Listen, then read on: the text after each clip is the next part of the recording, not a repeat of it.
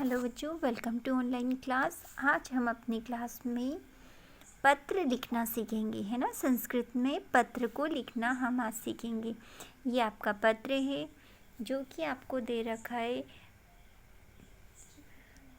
रुग्णानाम अवकाशाय प्रधान आचार्य प्रति पत्रम, यानी यह जो है बीमारी के कारण अवकाश के लिए प्रधान आचार्य को पत्र लिखा गया है। तो ठीक है, इसको हम पहले समझ लेते हैं।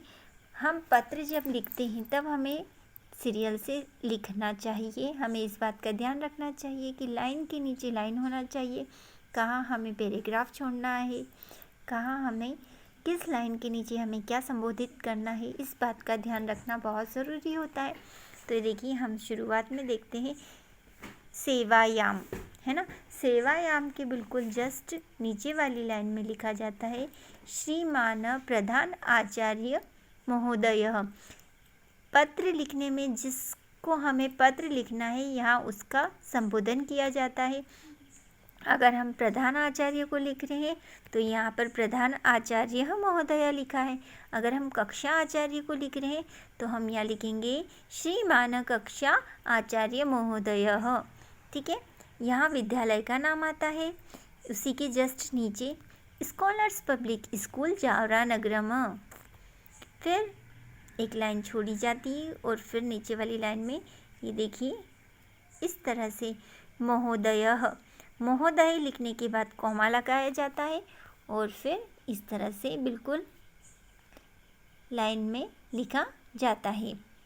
सविनयम निवेदनम अस्ति यत अहम गत दिवसात् तीव्र ज्वरेण पीड़ितः।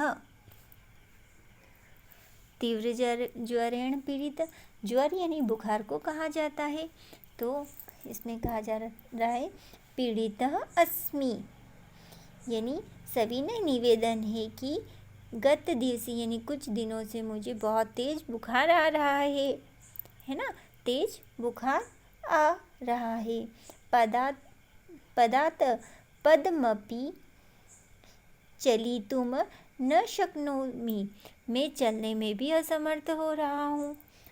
उसके नीचे वाली लाइन से फिर आगे का लिखना है अतः अहम प्रार्थये यतः कृपया दीन दिवसास्य अवकाशम मह्यम प्रदान अनुग्रहन्तुम श्रीमंत, यानी ये कह रहे हैं कि अतः मैं जो है विद्यालय आने में असमर्थ हो रहा हूँ, तो मुझे 2 दिन की, है ना, द्वि यानी 2, द्विदिवसानाम अवकाश यानी 2 दिन का अवकाश प्रदान करने की कृपा करे।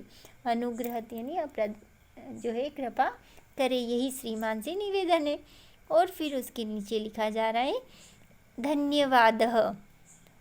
ठीक है, फिर एक लाइन छोड़कर दिनांक बतानी है कि किस दिनांक को एप्लीकेशन लिखी जा रही है। तो दिनांक उसके सामने वाली लाइन में हमें लिखना है भवातम आज्ञाकारी शिष्य, यानी अगर छात्र है तो शिष्य लिखना है और छात्रा है तो शिष्या लिखना है। और भवात यानी लड़का लिख रहे हैं, लड़के के लिए लिख रहे हैं तो भवात लिखा जाएगा, और लड़की के लिए लिखा जा रहा है तो भवती।